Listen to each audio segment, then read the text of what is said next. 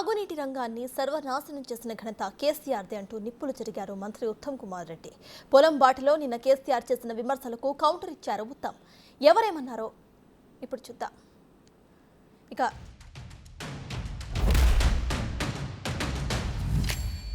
ఏముందని దానిలో ఏం ప్రపంచం మునిగిపోయినది. దాన్ని ఏదో ప్రచారం చేసి ప్రపంచం గుట్టుకుపోయినట్టు, భూమండలం అంతా కింది మీద అయినట్టు, దానిలో ఎందో జరిగిపోయినట్టు ఓ లంగా కథ పెట్టుకొని మీ అసమర్థతను కప్పించుకోవడానికి చేసినారు. పోయే నీళ్ళని వృధా పెట్టినారు. మొన్నటి వరకు విచిత్రం ఏంటంటే మొన్నటి వరకు కూడా 6,000, 7,000, 8,000 క్యూసెక్లు పోయినాయి. సింగిల్ మోటార్ నడిపి కూడా కాలువలు నడిపించచ్చు, నీళ్ళు నడపచ్చు, బ్రహ్మాండంగా నడపండొచ్చు. అద్భుతంగా నీళ్ళు ఎత్తే అవకాశం ఉండే. డిసెంబర్లో మంచి నీళ్ళు పోతాయి. వీళ్ళు గవర్నమెంట్కి వచ్చే టైంలో 25,000, 30,000 క్యూసెక్ల నీళ్ళు పోతూ ఉంటాయి. ఏమైంది దాన్ని ఎత్తడానికి నాకు అర్థం కాదు. తీయమా? ఎమర్జెన్సీ ఉంటుంది తీయమా? పైన ఉన్నటువంటి బ్యారేజ్లలో నీళ్ళు ఏదో తమాషా కోసం వదిలిపెట్టి ఫోటోలు తీసి వీడియోలు తీసి అదే మొత్తం కథమే అయిపోయిందని ఓ లంగా ప్రచారం చేసి ఏమున్నదని తోకుంటుందా?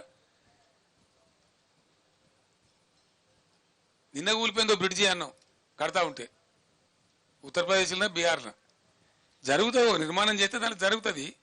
నాగార్జున సాగర్ కుంగిపోయింది కుడివైపు బ్యారేజ్, మళ్ళీ పునరుద్ధరించలేదా? చేయలేదా? కడెం ప్రాజెక్టు కొట్టుకపోలేదా? ఓవర్ డ్యామ్ అమెరికాలో 4 సార్లు కొట్టుకపోయింది. ఇడిచిపెట్టిండ్రా వాళ్ళు? పోతే అప్పుడప్పుడు పోతాయి. కొంతమంది ఇంజనీర్ల తప్పు వల్లనో, అనుకోకుండా ఏర్పడిన ఫలితాల వల్లనో, గోదావరిలో ఎక్కువ వచ్చింది దానివల్ల జియాలజీలో ఏదైనా కింది మీద అయితేనో, లేదా పిల్లల కింద ఇసుక కొట్టుకపోతుందో జరుగుతుంది. తెలంగాణ రాష్ట్రాన్ని, రైతాంగాన్ని, ఇరిగేషన్ సెక్టర్ని సర్వనాశనం చేసింది కేసీఆర్ అనే వ్యక్తి.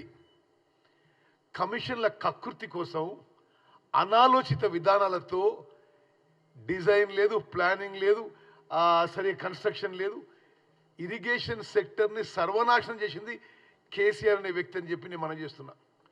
సిగ్గుపడాలి, తల వంచుకోవాలి, యావత్ తెలంగాణ రైతాంగానికి క్షమాపణ చెప్పాలి. మీరు చేసిన అసలు ఆ కకృతి, ఆ కరప్షను, ఆ గ్రీడు, ఆ lack of design, lack of planning, ఎక్కువ మాట్లాడడం.